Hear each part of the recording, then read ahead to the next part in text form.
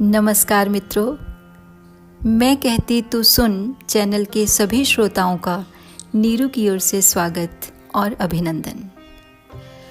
साथियों, आजकल कल की 2898 AD मूवी की बहुत चर्चा है और इसके कई पात्र हर किसी की जुबान पर छाए हुए हैं। इन्हीं पात्रों में से एक अद्भुत पात्र है अश्वत्थामा, जिसका शानदार अभिनय बिग बी यानी अमिताभ बच्चन ने किया है। दोस्तों, इस फिल्मी अश्वत्थामा से परे मूल ग्रंथ महाभारत में वर्णित अश्वत्थामा कैसा था? वेदव्यास जी ने अपने इस विश्व प्रसिद्ध ग्रंथ में उसे किस रूप में चित्रित किया है, यह जानना सबके लिए, विशेष रूप से हमारे युवाओं के लिए काफी रोचक रहेगा। हालांकि बाद में पुराणों आदि में अश्वत्थामा की कथा में बहुत कुछ जुड़ता चला गया और हिंदी आदि अनेक आधुनिक भारतीय भाषाओं के साहित्यकारों ने अपने अपने शब्दों में इस पात्र की कहानी को पाठकों तक पहुंचाया। परंतु कुछ ऐसे साहित्यकार भी हुए जिन्होंने महाभारत में वर्णित अश्वत्थामा की कहानी को उसी रूप में पाठकों तक संप्रेषित करने का कार्य किया। इन्हीं साहित्यकारों में एक चमकता हुआ नाम है सूर्यकांत त्रिपाठी निराला का। उन्होंने बड़े ही सरल शब्दों में संपूर्ण महाभारत को बच्चों, बूढ़ों, युवाओं, गृहिणियों आदि के लिए प्रस्तुत किया, जिसमें अश्वत्थामा से जुड़े प्रसंग भी समाहित हैं। बचपन में घोर दरिद्रता के कारण पिता द्रोणाचार्य द्वारा बालक अश्वत्थामा को दूध भी न दे पाना, साथी बालकों द्वारा आटा घोलकर उसे ही दूध बताकर अश्वत्थामा को पिला देना और बालक अश्वत्थामा का उसे पीकर ही खुशी में नृत्य करना, ये सारे मार्मिक प्रसंग वहां वर्णित हैं। अश्वत्थामा की अतुलित वीरता का भी वहां वर्णन है। महाभारत के युद्ध में उसकी वीरता का लोहा सबने माना था। दुर्योधन के पक्ष में युद्ध करने के कारण उसने भी दुर्योधन के सही गलत आदेशों को माना। चक्रव्यूह में घेरकर अर्जुन पुत्र अभिमन्यु को अन्यायपूर्ण तरीके से मारने वालों में वह भी एक था। अश्वत्थामा हतो नरो वा कुंजरो वा के चालाकीपूर्ण उद्घोष के द्वारा जब उसके परम वीर और परम स्नेही पिता द्रोण का वध कर दिया जाता है, तब एक वीर की तरह विकराल रूप धारण कर उसने पांडव सेना का संहार किया था। नारायण अस्त्र और आग्नेय अस्त्र चलाकर उसने पांडव सेना में तबाही मचा दी थी। और इस युद्ध के अंतिम चरण में उसने जो किया, प्रतिशोध की अग्नि में जलते हुए बदला लेने के लिए, वह भी रोंगटे खड़ा कर देने वाला था। आइए अश्वत्थामा के प्रतिशोध की यह कहानी वैसी ही सुने जैसी निराला ने अपनी पुस्तक महाभारत में बयां की है। कौरवों में सिर्फ 3 वीर बचे थे, अश्वत्थामा, कृपाचार्य और कृतवर्मा। गोधूली वेला में इन्हें मालूम हुआ कि महाराज दुर्योधन भीम से गदा युद्ध करते हुए अन्याय से घायल होकर मरणासन्न हैं। तीनों वीर उस स्थल को चले जहां दुर्योधन घायल पड़े थे। चारों ओर युद्ध के भयंकर दृश्य थे। नाश मूर्तिमान हो रहा था। अपने पक्ष के वीरों को देखकर दुर्योधन विलाप करने लगे। कहा, मेरा भाग्य ही मंद था, नहीं तो मेरे पक्ष में इतने बड़े बड़े वीर थे और मुझे युद्ध में विजय न मिली। सब के सब पांडवों के छल से मारे गए। मुझे यही दुख है कि संसार में सत्य और न्याय कहकर कुछ न मिला। फिर भी मुझे संतोष है कि मेरे साथी जिस राह से गुजर रहे हैं, मैं भी उसी राह से जा रहा हूं। अगर यह सत्य है कि सम्मुख समर में प्राण देने पर मनुष्य को स्वर्ग मिलता है, तो मुझे स्वर्ग मिलेगा।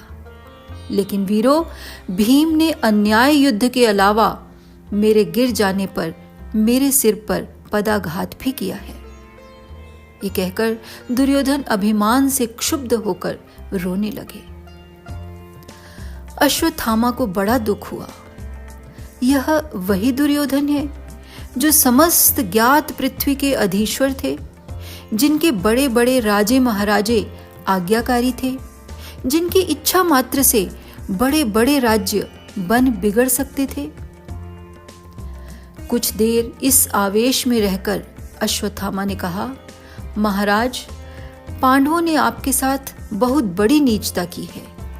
लोग उन्हें धार्मिक समझते हैं, लेकिन वे ढोंगी हैं। उन्होंने बराबर अन्याय युद्ध किया है।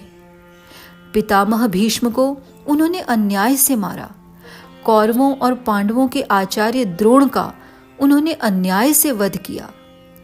वीरवर कर्ण को छल से मारा। आपको भी अधर्म युद्ध से परास्त किया। मैं बहुत सह चुका हूं, लेकिन पांडवों को जैसे का तैसा फल देना ही है। मैं अवश्य पांडवों का वध करूंगा। आपके संतोष के लिए जिस उपाय का भी सहारा लेना पड़े, मैं लूंगा। प्राण रहते तक मैं आपको प्रसन्न करने की चेष्टा करूंगा। अश्वत्थामा की बात सुनकर दुर्योधन को आश्वासन मिला। बैठे हुए उन्होंने कृपाचार्य को जलपूर्ण घट ले आने की आज्ञा दी। कृपाचार्य घट ले आए। दुर्योधन ने अश्वत्थामा का अभिषेक किया। फिर बड़ी आशा की दृष्टि से देखते हुए कहा, हे गुरुपुत्र, तुम ब्राह्मण हो, स्वभाव से त्यागी हो। मैं तुम्हारा क्या उपकार इस समय कर सकता हूं? अब मेरे कुछ भी नहीं रहा, तुम देखते हो। केवल मेरा उत्साह और मेरी प्रसन्नता साथ लेकर जाओ। तीनों वीर राजा का सम्मान करके उठे। उनके रथ दूर खड़े थे। चलकर उन रथ पर बैठे। दुर्योधन अकेले उस एकांत में रहे। तीनों वीर पांडव शिविर की ओर चल पड़े। रात हो रही थी। इधर उधर सियार दौड़ रहे थे। लाशों की बदबू आ रही थी। कहीं कहीं घायलों की चीख सुन पड़ती थी। तीनों वीर रथ बढ़ाते हुए युद्ध का मैदान पार कर गए। इस रोज पांडवों को लेकर कृष्ण दूसरी जगह चले गए। दुर्योधन के परास्त होने की खबर से पांडव और पांचालों के शिविर में आनंद मनाया जा रहा था। सेना और सेना नायक नृत्य गीत में लीन थे। सब नशे की हालत में थे। कभी कभी कौरवों को दुर्वाक्य भी कहते थे। एक पहर के करीब रात हो चुकी थी। आकाश में तारे छिटके हुए थे। इसी समय बगल से तीनों वीर अश्वत्थामा, कृपाचार्य और कृतवर्मा निकले। पांडवों के शिविर के पास जाने की उनकी हिम्मत नहीं हुई। रथ बढ़ाकर कुछ दूर एक पेड़ के नीचे इन लोगों ने डेरा डाला। सब लोग सुबह लड़ने की सोच रहे थे। कृपाचार्य और कृतवर्मा सोचते हुए थके घायल विश्राम करने लगे और विश्राम करते करते सो गए। अश्वत्थामा की आंखों में नींद न थी। वह सोच रहे थे, अकेले युद्ध में पांडवों को कैसे परास्त किया जाएगा। पांडवों के पास सेना है, रथ हैं, हाथी हैं, घोड़े हैं, पांडव समर्थ भी हैं। सोचते हुए अश्वत्थामा डरे। इसी समय एक दृश्य उन्होंने देखा। उस पेड़ पर कुछ कौवे बैठे थे। रात को विश्राम कर रहे थे। अंधेरे में उन्हें दिख न पड़ता था। इसी समय उल्लू की तरह का कोई पक्षी उड़कर आया और कौवों को मारने लगा। थोड़ी देर में उसने सब कौवों को मार डाला। मर मर कर कौवे पेड़ के नीचे गिरने लगे। अश्वत्थामा को जैसे एक नसीहत मिली। अकेले इसी तरह शत्रु का संहार करना उचित है। उन्होंने निश्चय किया कि रात को शत्रु के शिविर में बैठकर सोते हुए शत्रुओं का संहार करेंगे। यह भाव मन में आते ही उन्हें बड़ा हर्ष हुआ। उन्होंने सोचा, ईश्वर ने उन्हें यह उपाय बतलाया है। मन में ईश्वर को धन्यवाद दिया और चलने के लिए तैयार हो गए। गहरी रात थी। कृपाचार्य और कृतवर्मा सो रहे थे, घायल, थके हुए, गहरी नींद में थे। अश्वत्थामा ने जगाया। कृपाचार्य और कृतवर्मा उठे। अश्वत्थामा ने धीरे धीरे कृपाचार्य से कहा, मामा, हम लोग बहुत थोड़े हैं। कल सुबह पांडवों से सम्मुख समर होने पर हम न जीतेंगे। हमें चाहिए कि हम रात को ही पांडवों के शिविर में घुसें और सोते समय वध करें। कृपाचार्य ने कहा, अश्वत्थामा, तुम्हें क्या हो गया है? तुम्हें धर्म का भय भी नहीं रहा? तुम ब्राह्मण हो, वीर हो, देश देशांतर में तुम्हारा नाम है। ऐसा कुकृत्य करके तुम मुंह दिखाने लायक नहीं रह जाओगे।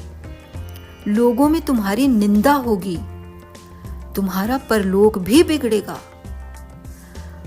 अश्वत्थामा ने जवाब दिया, मामा, पांडव बड़े नीच हैं। नीचों से नीचता करते अधर्म नहीं होता। महाराज दुर्योधन की दशा देखकर पत्थर पिघल जाता है। यह दशा पांडवों की नीचता के कारण हुई। पितामह भीष्म को उन्होंने किस नीचता से मारा, यह तुम जानते हो। मेरे पिता का कैसी नीचता से हत्यारे धृष्टद्युम्न ने वध किया, तुमने देखा है।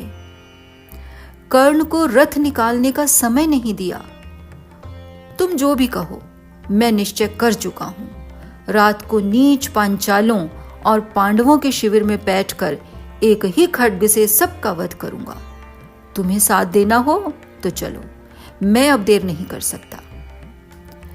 यह कहकर अश्वत्थामा उठे, घोड़ों को रथ में जोता और चल दिए। देखकर कृपाचार्य और कृतवर्मा पीछे पीछे दौड़े। वे तरह तरह की सीख दे रहे थे, लेकिन अश्वत्थामा उनकी एक नहीं सुन रहे थे। यह देखकर उन्होंने कहा, तुम सेनापति हो, तुम्हारा साथ देना हमारा धर्म है।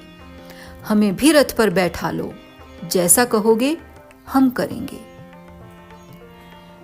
यह सुनकर अश्वत्थामा ने रथ रोका और कृपाचार्य और कृतवर्मा को रथ पर बैठा लिया। जब पांचालों और पांडवों के शिविर कुछ दूर रह गए, तब रथ से उतरकर तीनों पैदल चले। सब लोग नींद में बेहोश थे। पहरे का सिपाही भी बेखबर सो रहा था। अश्वत्थामा ने कहा, मामा, पहले पांचालों के शिविर में जाता हूं। तुम लोग द्वार पर रहो, जो बाहर निकले उसे जीता न छोड़ना। कृपाचार्य और कृतवर्मा द्वार पर रहे। द्वारपाल का उसी वक्त वध कर खड्ग लिए हुए अश्वत्थामा शिविर के भीतर गए। पांचालों की बची हुई सेना गहरी नींद में सो रही थी। एक तो शराब का नशा, दूसरे युद्ध और नाच रंग की क्लांति। लोग बेखबर सो रहे थे। एक बड़े अच्छे फूलों से सजे पलंग पर धृष्टद्युम्न सो रहा था। चारों ओर खुशबू उड़ रही थी। अश्वत्थामा कुछ देर तक अपने पिता का अन्याय से सिर काटने वाले शत्रु को देखते रहे। देखते देखते वे क्रोध से भर गए। धृष्टद्युम्न को बाल पकड़कर खींचा और कस कर एक लात मारी। धृष्टद्युम्न हड़बड़ाकर जगे, परंतु वहां कोई अस्त्र न था। फिर अश्वत्थामा पकड़े भी हुए थे। वे चिल्लाए, पर अश्वत्थामा दुर्वाक्य कहते हुए उन्हें लातों और घूंसों से मारने लगे। कुछ लोग जगे, लेकिन उन्हें मालूम हुआ जिन्न है। वे भय से शिविर के बाहर भागे। बाहर निकलते ही कृपाचार्य और कृतवर्मा ने उनका वध कर डाला।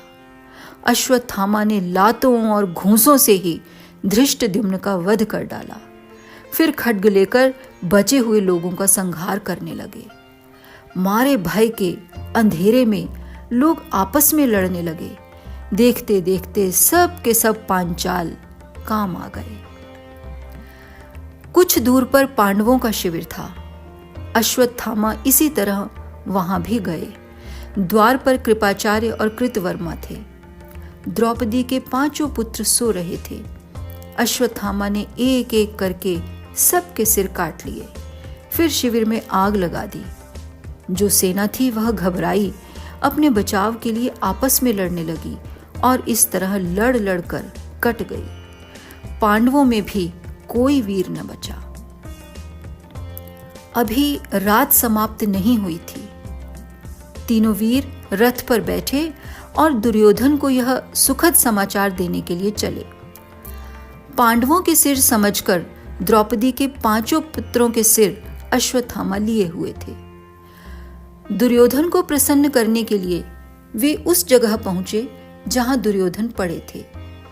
दुर्योधन की हालत बहुत ही खराब थी। पीड़ा बहुत बढ़ी हुई थी। रह रहकर मूर्छित हो जाते थे। चारों ओर से सियार घेरे हुए थे। जब ये लोग पहुंचे तब दुर्योधन मूर्छित थे। उनके कान के पास मुंह ले जाकर अश्वत्थामा ने कहा, महाराज, क्या आप जीवित हैं? यदि जीवित हैं तो अपने शत्रुओं के संहार का समाचार सुन लीजिए। मैंने अधम, धृष्टद्युम्न, शिखंडी आदि समस्त पांचालों और पांडवों का वध कर डाला है। जैसी नीचता से उन्होंने आपको मारा, मैंने उसी छल से उन सब का वध किया है। अब पांडवों और पांचालों में कोई भी जीवित नहीं। रात को शिविर में घुसकर एक खड्ग से मैंने संहार किया। दुर्योधन सुन रहे थे। शत्रुओं का नाश हो गया, यह सुनकर पीड़ा को दबाकर उठकर बैठने के लिए अश्वत्थामा का सहारा मांगा। अश्वत्थामा ने हाथ लगाकर उठाकर उन्हें बैठा दिया। दुर्योधन ने क्षीण कंठ से अश्वत्थामा की प्रशंसा की। अश्वत्थामा ने कहा, महाराज, प्रमाण के लिए मैं पांडवों के सिर लेता आया हूं। दुर्योधन ने क्षीण हर्ष से भीम का सिर मांगा। अश्वत्थामा ने तारों के मंद प्रकाश में देखते हुए भीम के पुत्र का सिर निकालकर दुर्योधन को दिया। बदला लेने के अभिप्राय से दुर्योधन ने उस सिर पर घूंसा मारा। घूंसे के लगते ही सिर कच्चे घड़े की तरह फूट गया। दुर्योधन को इससे आश्चर्य हुआ। उन्होंने कहा, अश्वत्थामा, अभी अच्छी तरह प्रकाश नहीं हुआ। प्रकाश होने पर देखा जाएगा कि यह भीम का सिर है या नहीं। मुझे विश्वास नहीं होता कि यह भीम का सिर है। यह एक घूंसे से फूट गया। भीम का सिर ऐसा नहीं। भीम के सिर पर मैंने गदा के कितने ही प्रहार किए हैं, पर सिर नहीं फूटा। यद्यपि उस समय टोप पहने हुए थे, फिर भी प्रहार गदा का था। यह तो घूंसा लगते ही पिचक गया। कुछ देर में उषा की लालिमा फूटी। मुंह कुछ कुछ पहचाने जाने लगे। दुर्योधन ने देखा और पहचाना। वे पांडवों के सिर नहीं, द्रौपदी के 5 पुत्रों के सिर हैं। दुर्योधन को इससे और क्षोभ हुआ। उन्होंने कहा, अब वंश में तर्पण करने के लिए भी कोई न बचा। इस प्रकार विलाप करते हुए अपार ऐश्वर्य के अधीश्वर महाराज दुर्योधन स्वर्ग प्रयाण कर गए। तीनों वीर वहीं बैठे हुए आंसू बहाते रहे। उधर प्रातःकाल श्री कृष्ण पांडवों को लेकर लौटे। पांडवों ने आते ही रात को हुआ सत्यानाश देखा। तब तक बात फैल चुकी थी। दुर्योधन का प्राणांत हो चुका था। द्रौपदी रो रोकर कृष्ण के पैरों पर गिरी। भीम और अर्जुन को देखकर कहने लगी, मेरे पुत्रों की जिसने यह हालत की है, उससे बदला लो। भीम गुस्से में आ गए और नकुल को सारथी बनाकर अश्वत्थामा की खोज में निकल पड़े। भीम के जाने पर कृष्ण को चिंता हुई। उन्होंने युधिष्ठिर और अर्जुन से कहा, भीम को यह नहीं मालूम कि अश्वत्थामा के पास ब्रह्मशिरा नाम का महास्त्र है। यदि वह इन पर उसका प्रयोग कर देगा तो यह किसी तरह भी नहीं बच सकते। इसी अस्त्र के प्रभाव से उसने मेरा चक्र छीन लिया था। यह सुनकर युधिष्ठिर और अर्जुन बहुत चिंतित हुए। युधिष्ठिर ने हाथ जोड़कर कहा, माधव, हमारे सबसे बड़े अस्त्र तो तुम ही हो। तुम ही बताओ कि अब क्या किया जाना चाहिए। इस महायुद्ध के फलस्वरूप अब तो एक भी वीर नहीं बचा। कृष्ण ने कहा, भीम का पीछा करना चाहिए। द्रौपदी को क्षोभ है, उन्हें सांत्वना भी मिलनी चाहिए। ब्रह्मशिरा अस्त्र का अगर अश्वत्थामा ने प्रयोग कर दिया तो इसका बड़ा ही भयंकर परिणाम होगा। फिर भी अर्जुन इस अस्त्र को संभाल सकते हैं। युधिष्ठिर ने कहा, कृष्ण फिर तो जल्दी की जानी चाहिए। कृष्ण ने रथ तैयार किया, उस पर युधिष्ठिर और अर्जुन बैठे। चलते चलते बहुत दूर निकल गए। काफी दूर जाने पर भीम के रथ की ध्वजाएं देख पड़ी। कृष्ण ने रथ बढ़ाया। भीम के रथ के पास नंदी घोष रथ पहुंचा। युधिष्ठिर और अर्जुन समझाने लगे कि स्त्री के कहने से ब्राह्मण का वध नहीं करना चाहिए। जो कुछ होना था वह हो चुका है। पर भीम ने किसी की न मानी। वे बढ़े। तब कृष्ण भी उनके साथ अर्जुन और युधिष्ठिर को लेकर चले। कुछ दूर और चलने पर पता लगा कि गंगा के किनारे व्यास जी के पास अश्वत्थामा बैठा है। भीम ने रथ बढ़ाया। कृष्ण ने भी अपना रथ साथ लगाया। व्यास के आश्रम के पास पहुंचकर भीम ने देखा अश्वत्थामा बैठा हुआ है। देखकर भीम ने ललकारा। अश्वत्थामा ने आंख उठाकर देखा तो युधिष्ठिर और अर्जुन को भी देखा। देखकर भय खाकर समस्त पांडवों के लिए कहकर अश्वत्थामा ने ब्रह्मशिरा अस्त्र छोड़ दिया। उस अस्त्र के छूटते ही महाभयानक शब्द हुआ। भीम चकित हो गए। अर्जुन सुन चुके थे। उन्होंने तुरंत पाशुपत महास्त्र का त्याग किया। अश्वत्थामा के अस्त्र के साथ पाशुपत अस्त्र टक्करें लेने लगा। इससे भयानक संघर्ष की सृष्टि हुई।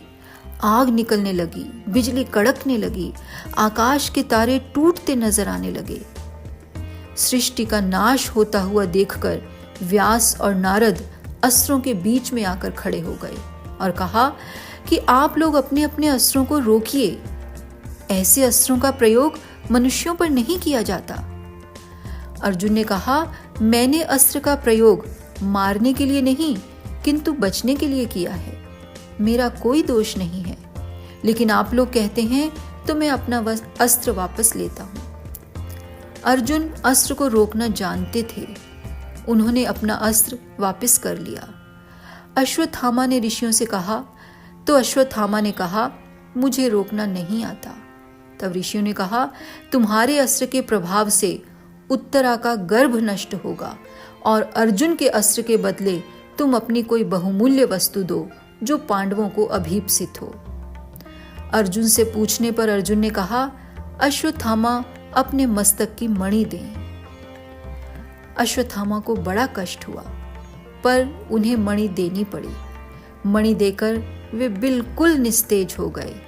फिर वहीं व्यास जी के आश्रम में रहकर शेष जीवन ब्राह्मणों की तरह बिताने लगे। धन्यवाद। हमें विश्वास है कि आपको अश्वत्थामा की यह कहानी अवश्य ही पसंद आई होगी। तो वीडियो को लाइक करें, शेयर करें और हमारे चैनल को सब्सक्राइब करना भी न भूलें ताकि ऐसी और कहानियाँ हम निरंतर आप तक पहुँचाते रहें। नमस्कार।